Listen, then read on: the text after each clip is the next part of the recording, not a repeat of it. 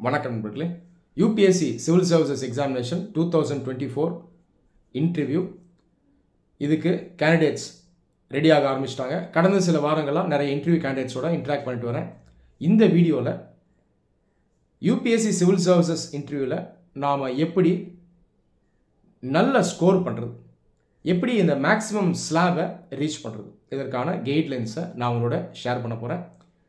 தயவுசெய்து இந்த வீடியோவை ஃபுல்லாக லிசன் பண்ணுங்கள். உங்களோட ஃப்ரெண்ட்ஸ் யாராவது இன்டர்வியூக்கு ப்ரிப்பேர் பண்ணுறாங்க அப்படின்னா அவங்களோட இந்த வீடியோவை ஷேர் பண்ணுங்கள். சரி, இந்த சிவில் சர்வீசஸ் இன்டர்வியூ இருக்கு இல்லையா, இது சம்மந்தமாக நிறைய மித்ஸ் இருக்குது. மக்கள் மத்தியில் தவறான புரிதல் ஹெவியாக இருக்குது. ஐஏஎஸ் இன்டர்வியூ அப்படின்னாலே டான்னு பதில் சொல்லணும், எந்த கேள்வி கேட்டாலும் ஹெசிடேட் பண்ணாமல் ஆன்சர் பண்ணணும். உதாரணத்துக்கு இன்டர்வியூ ரூம்குள்ளே போகும்போதே உங்களை அப்படியே ஸ்டாப் பண்ணி நீ எவ்வளோ ஸ்டெப்ஸ் ஏறி வந்த அதை சொல்லு அப்படின்னு கேட்பாங்க. இந்த மாதிரிலாம் கேள்விக்கு ரெடியாக இருக்கணும். இப்படியெல்லாம் நிறைய பேர் சொல்லுவாங்க. நம்ம சினிமாலெலாம் கூட இந்த மாதிரி சொல்லி நீங்கள் பார்த்துருப்பீங்க. இது எதுவுமே உண்மை கிடையாது. சொல்லப்போனால் பல ஆண்டுகளாக ஐஏஎஸ் இன்டர்வியூ வந்து கிரவுண்ட் ஃப்ளோரில் தான் நடக்குது. நான் 3 இன்டர்வியூ அட்டன் பண்ணியிருக்கேன். கிரவுண்ட் ஃப்ளோரில் தான் நடக்கும். எங்கே ஸ்டேர் கேஸ் இருக்குது, எங்கே ஸ்டெப் இருக்குது, இந்த கேள்வியெல்லாம் எங்கேருந்து வருது நமக்கு தெரியல. ஓகே, இந்த இன்டர்வியூங்கிறது என்ன? இந்த இன்டர்வியூனுடைய ஆக்சுவல் கான்செப்ட் என்னன்னா, இது ஒரு பெர்சனாலிட்டி டெஸ்ட். யூபிஎஸ்சி ஒரு கான்ஸ்டிடியூஷனல் பாடி. அவங்களுடைய நோட்டிஃபிகேஷன் நீங்கள் எடுத்து பார்த்தீங்கன்னா தெளிவாக சொல்கிறாங்க, அது ஒரு பெர்சனாலிட்டி டெஸ்ட். நம்முடைய பெர்சனாலிட்டி இருக்கு இல்லையா, இதை அங்கே டெஸ்ட் பண்ணுவாங்க. உங்களுடைய பெர்சனாலிட்டி நாளைக்கு சிவில் சர்வீசஸ் இதில் ஒர்க் பண்ணுறதுக்கு சூட்டபுளாக இருக்கா, உங்களுக்கு கரெக்டான கேரக்டர் ட்ரைட்ஸ் இருக்கா, எபிலிட்டி இருக்கா, இதை செக் பண்ண போகிறாங்க. அந்த நோட்டிஃபிகேஷனில் யூபிஎஸ்சி தெளிவாக சொல்கிறாங்க, உங்களுடைய நாலேஜை ஏற்கனவே ப்ரிலிம்ஸ் எக்ஸாம்லேயும் மெயின்ஸ் ரிட்டர்ன்லையும் செக் பண்ணிட்டோம். அதனால் இது வந்து மெயினாக பெர்சனாலிட்டி டெஸ்ட் அப்படிங்கிறதையும் அவன் சொல்கிறாங்க. அப்போ நாலேஜ் முக்கியம்தான். ஆனால் புதுசாக நாலேஜை நிறையெல்லாம் பில்டு பண்ண வேணாம். ஏற்கனவே நாலேஜை டெஸ்ட் பண்ணிட்டாங்க, அந்த நாலேஜை யூஸ் பண்ணியே ஆன்சர் பண்ணலாம். ஆனால் பெர்சனாலிட்டியை வெளிக்காட்டணும். இதுதான் இந்த இன்டர்வியூ. இதை புரிஞ்சிட்டாலே கண்டிப்பாக நமக்கு நல்ல ஸ்கோர் வந்துடும். சரி, இந்த பெர்சனாலிட்டி இதில் என்னெல்லாம் அவங்க டெஸ்ட் பண்ணுவாங்க? இந்த பெர்சனாலிட்டிக்குள்ளே பார்த்தீங்கன்னா கேரக்டர் ட்ரைட்ஸ் இருக்கும். ஓகேவா, கேரக்டர் ட்ரைட்ஸை பெர்சனாலிட்டிக்குள்ளே பார்க்கலாம். அதுதான் பிஹேவியராக வெளிப்படும் இல்லையா? ஓகே, முக்கியமான கேரக்டர் ட்ரைட்ஸ் என்ன எதிர்பார்க்குறேன்னு பார்த்தீங்கன்னா, ட்ரூத், ஹானஸ்டி, உண்மை, நேர்மை, இம்பார்ஷாலிட்டி, நடுநிலையாக இருக்கணும், அரசியல் சார்பு இருக்கக்கூடாது. ஏன்னா நீங்கள் சிவில் சர்வீசஸ்க்குள்ளே நாளைக்கு ஒர்க் பண்ண போகிறீங்க. அது இல்லாமல் சில பேசிக்கான விஷயங்களை யூபிஎஸ்சி எதிர்பார்க்கும். மென்டல் அலர்ட்னஸ், கவனம் இருக்கணும். லாஜிக்கல் எக்ஸ்போசிஷன், கிளியராக திங்க் பண்ணணும். கிளாரிட்டி, தெளிவு இருக்கணும். அது இல்லாமல் லீடர்ஷிப் இது இருக்கணும். ஆப்டிமிஸ்டிக்காக ஆன்சர் பண்ணணும். பேன் இண்டியன் மைண்ட் செட் இருக்கணும். அதை தாண்டி பேலன்ஸ்டு ஜட்ஜ்மெண்ட் இருக்கணும். ஒரு இஷ்யூ பற்றி கேள்வி கேட்குறாங்கன்னா நிறை குறை, பாசிட்டிவ் நெகட்டிவ், இந்த மாதிரி பல்வேறு கோணங்களை யோசித்து எல்லாத்தையும் பேலன்ஸ் பண்ணுற மாதிரி ஆன்சர் பண்ணுறோம்.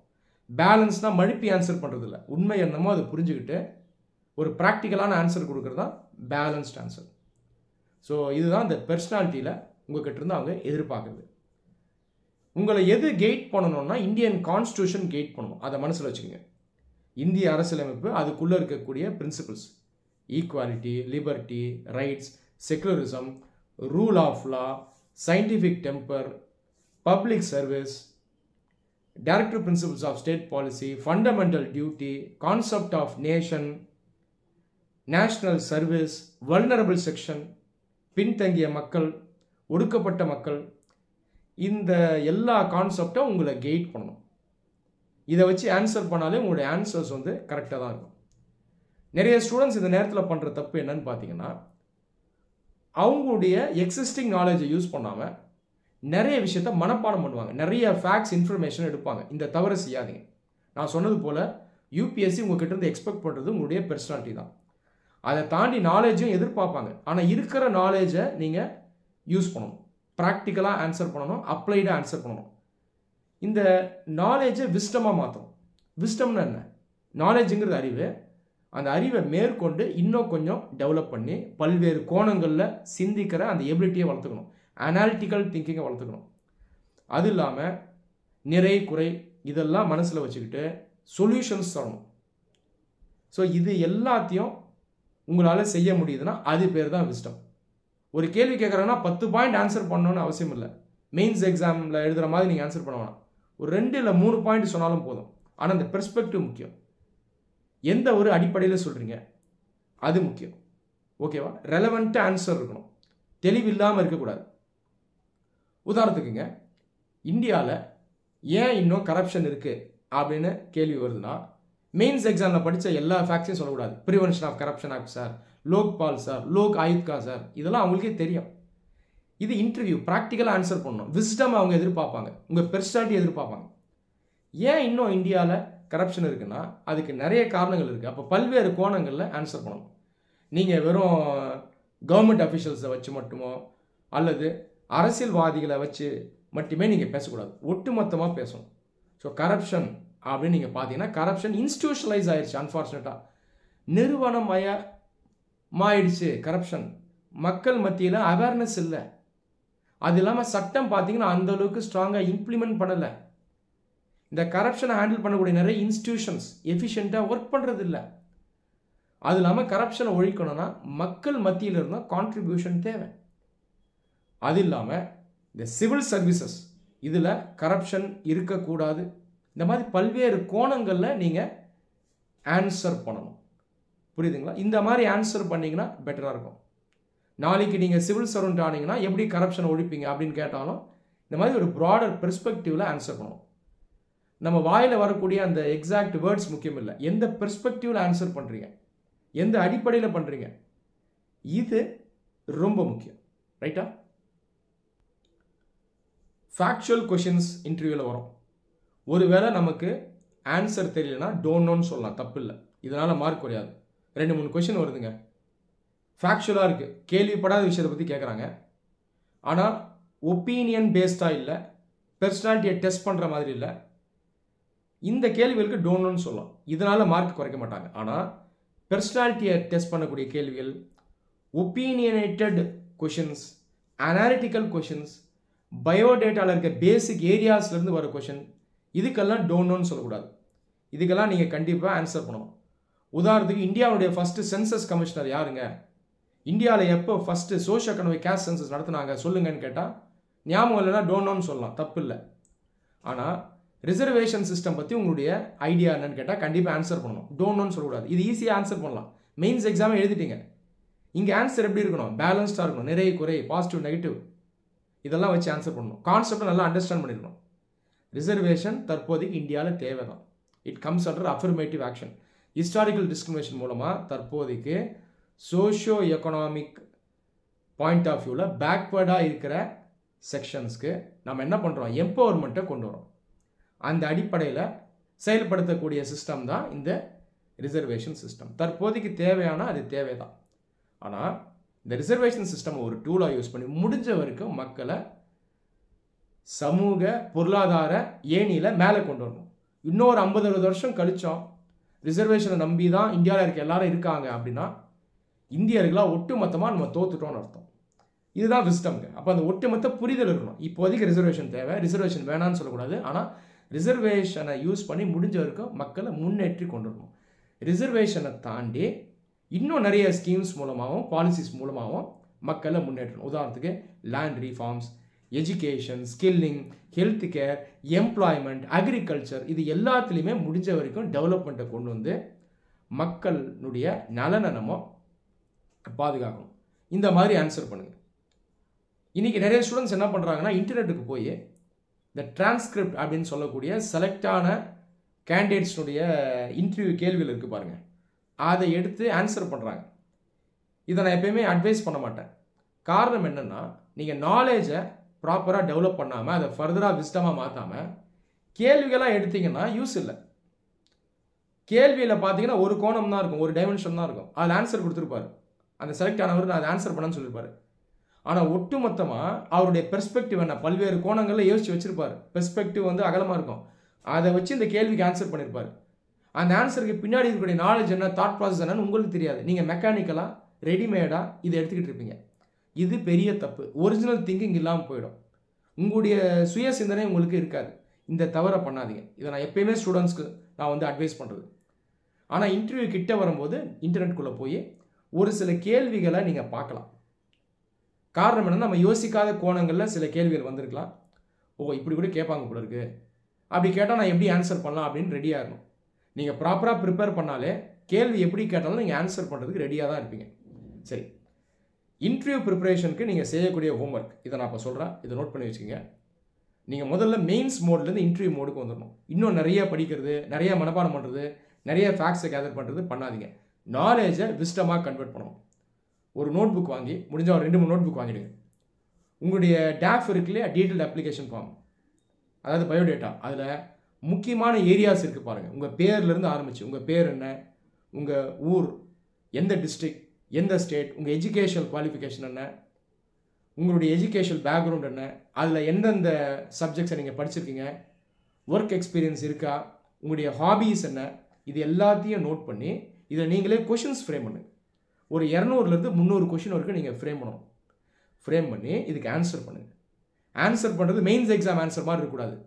ஆக்சுவல் இன்டர்வியூவில் ஓரலாக எப்படி ஆன்சர் பண்ணீங்களோ அதே பாணியில் ஆன்சர் பண்ணணும். உதாரணத்துக்கு உங்களுடைய ஹாபி குக்கிங்னு வைங்க, அதில் நீங்களே கொஷின் ஃப்ரேம் பண்ணணும். How has the hobby cooking help you, இதுதான் கேள்வி. உங்கள் ஹாபி குக்கிங் உங்களுக்கு எப்படி ஹெல்ப் பண்ணுச்சு, அதுக்கு நீங்கள் ஆன்சர் பண்ணணும். எப்படி இருக்கணும் ஆன்சர்? விஸ்டமாக இருக்கணும். குக்கிங் என்னெல்லாம் பண்ணீங்க, எவ்வளோ டிஷ்ஷை கற்றுக்கிட்டீங்க, இதெல்லாம் அவங்க எக்ஸ்பெக்ட் பண்ண மாட்டாங்க. அது உங்களுக்கு எப்படி ஹெல்ப் பண்ணுச்சு, குக்கிங் வச்சு சமூகத்தை எப்படி பார்க்குறீங்க, இந்தியாவை எப்படி பார்க்குறீங்க, இதை தான் எக்ஸ்பெக்ட் பண்ணுவாங்க. இந்த அடிப்படையில் ஆன்சர் பண்ணணும்.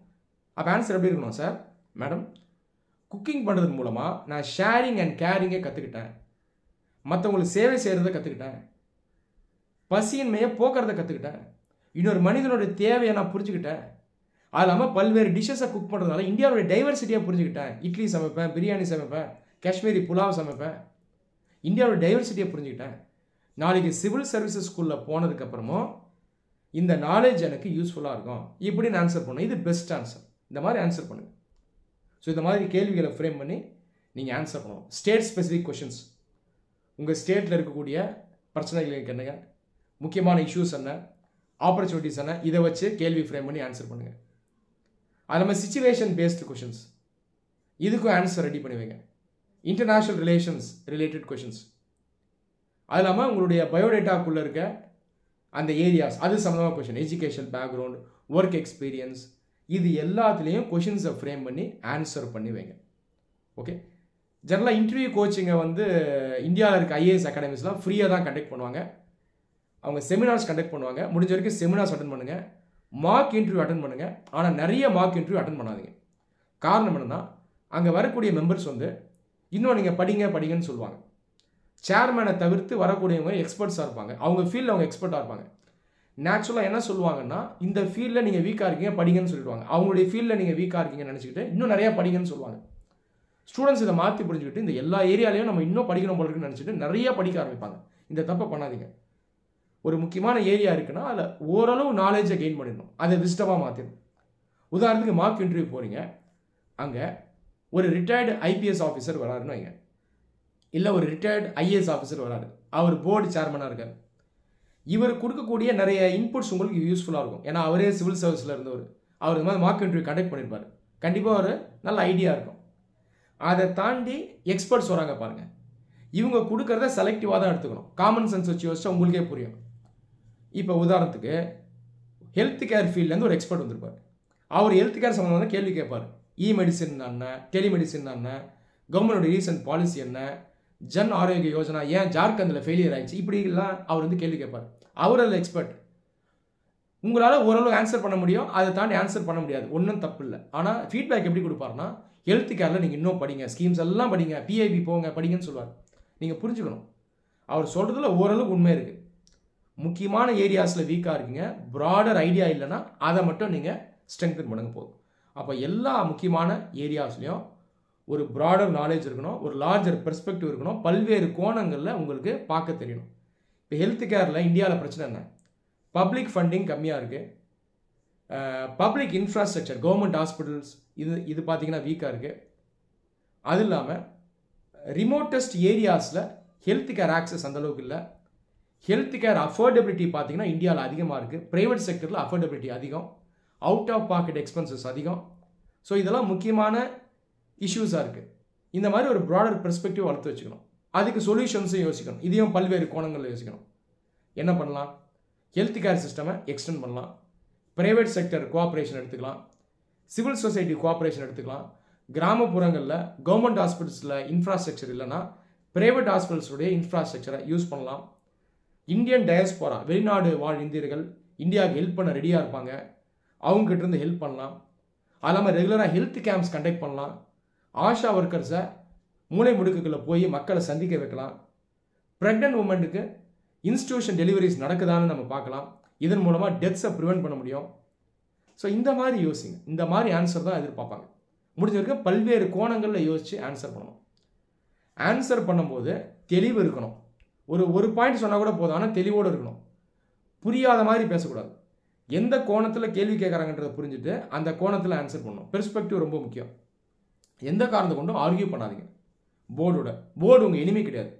நோட்டிஃபிகேஷன் எடுத்து பாருங்கள், தெளிவாக சொல்கிறாங்க. It is not a strict examination. நீங்கள் நல்லவரா கெட்டவரா இப்படிலாம் டெஸ்ட் பண்ண மாட்டாங்க. ஒரு நேச்சுரல் கான்வர்சேஷன் தான். படித்த மனிதர்கள் மெச்சோர்டு கான்வர்சேஷனில் ஈடுபடுறாங்க. ஒருவேளை போர்டு சேர்மனோ மெம்பர்ஸோ உங்களை பார்த்து கூட முறைக்கலாம். சிரிக்கிறாங்களா முறைக்கிறாங்களெல்லாம் முக்கியம் இல்லை. அவங்க எப்படி வேணால் இருக்கட்டும். நீங்கள் கேள்வியை கரெக்டாக புரிஞ்சுக்கிட்டு கரெக்டாக ஆன்சர் பண்ணுங்கள். ஆப்டிமிஸ்டிக்காக ஆன்சர் பண்ணுங்கள். இந்தியாவில் ஒரு சில பிரச்சனைகள் இருக்குன்னா அக்னாலேஜ் பண்ணுங்கள், தப்பு இல்லை. இல்லை இந்தியா சூப்பர் தான் பேசக்கூடாது. அதே நேரத்தில் ஆன்சரை முடிக்கும் போது ஆப்டிமிஸ்டிக்காக முடிக்கணும். Future is bright madam. India is implementing many schemes. In future we will also become a strong country. இப்படி ஆன்சர் பண்ணி முடிக்கணும். பிரச்சனைகளை அக்னாலேஜ் பண்ணணும். இதெல்லாம் பிரச்சனை இருக்குன்னு சொல்லணும். ஏன்னா அதுக்கு தான் உங்களை வேலைக்கே எடுக்கிறாங்க. அதோடு சேர்ந்து சொல்யூஷன்ஸை சொல்லிவிட்டு ஆப்டிமிஸ்டிக்காக முடிக்கணும். இந்த ஒரு அப்ரோச்சை ஃபாலோ பண்ணுங்கள். அதை தாண்டி உங்களுக்கு நாலேஜ் இல்லை, கேள்வி ஆன்சர் பண்ண முடியலாம், டோன்ட் நோன்னு சொல்லுங்கள். இதுக்கே மார்க் அதிகம் கொடுப்பாங்க. ஏன்னா பெரிய ஜீனியஸ் எல்லாம் எதிர்பார்க்கல. சிவில் சர்வீசஸில் ஒரு ஆர்வத்தோட கற்றுக்கிட்டு வேலை செய்யக்கூடிய நபர் தான் எதிர்பார்க்குறேன். அப்போ டோன்ட் நோன்னா தாராளமாக டோன்ட் நோன்னு சொல்லலாம். ஆனால் சொல்லக்கூடிய முறை இருக்குது. I am sorry madam, I do not know, can you please enlighten me regarding this. நீங்கள் எனக்கு சொல்லித்தாங்க அப்படின்னு சொல்லணும். அவங்க சொல்லி தருவாங்க.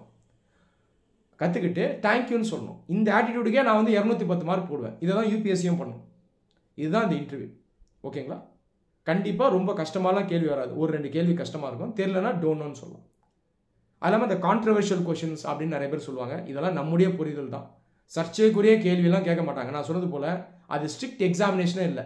நம்மளாம் அந்த மாதிரி புரிஞ்சு வச்சுக்கிறது. நம்ம சுற்றி இருக்க நபர்கள், நம்ம ஃப்ரெண்ட்ஸ், நம்ம ரூம்மேட்ஸ், அகாடமியில் கூட படிக்கிறவங்க, செலக்ட் ஆனவங்க, அவங்களுடைய பர்சனல் வியூவை கொடுக்கும்போது நம்ம இதுதான் உண்மைன்னு நினைக்கிறோம். கான்ட்ரவர்ஷியல் வியூலாம் ஒன்று கிடையாதுங்க. என்னுடைய ஃபஸ்ட்டு இன்டர்வியூவில் ஃபஸ்ட்டு கேள்வியே இதுதான். IMG Khan postal service officer, அவர் தான் சேர்மன் இருந்தார். நல்லா உயரமாக இருப்பார், பல்கா. நான் அவரை மறக்கவே மாட்டேன். ஏன்னா ஃபஸ்ட் இன்டர்வியூ அவர் இந்த கேள்வி தான் கேட்குறாரு. தம்பி இப்போ நீ இன்டர்வியூ வந்திருக்கேன், செலக்ட் ஆகலைன்னா என்ன பண்ணுவேன்னு கேட்குறாரு.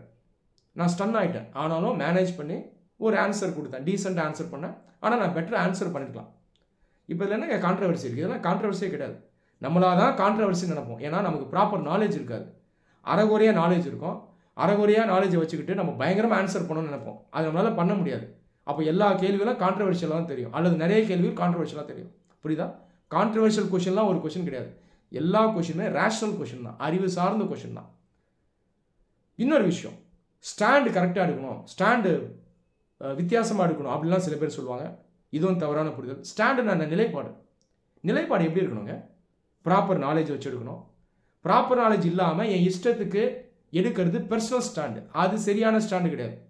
அப்போ உண்மை என்னமோ அதன்படி ஆன்சர் பண்ணணும். நிஜம் என்னமோ என்ன நடக்குதோ அதை நான் தெரிஞ்சிருக்கணும். எனக்கு ஆல்ரெடி ப்ராப்பர் நாலேஜ் இருக்கணும். அதை வச்சு ஒரு ப்ராக்டிக்கலான ஆன்சர். இதுதான் stand.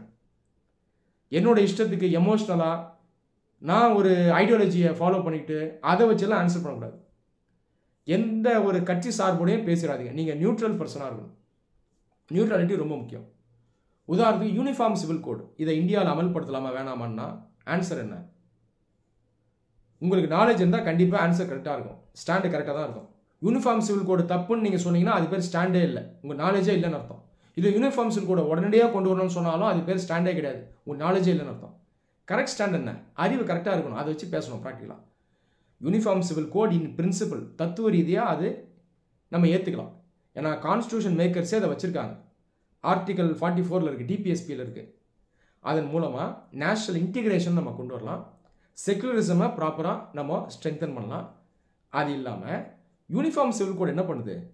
Religious faith belief practices இருக்குது பாருங்கள். இதோட அது ஏதோ இன்டர்வியூனால. ஆனால் ரிலீஜியஸ் குரூப்ஸ் இதில் இருக்கக்கூடிய செக்குலர் ப்ராக்டிசஸ் இதில் தான் அது ரீஃபார்ம்ஸ் கொண்டு வர நினைக்குது. மேரேஜ், டிவோர்ஸ், இன்ஹெரிட்டன்ஸ் இதில் யூனிஃபார்மிட்டியை கொண்டு வருது. அப்போது ஒரு ரிலீஜியஸ் குரூப்பும் தனித்தனியாக பெர்சனல் லா வச்சுருக்காங்க.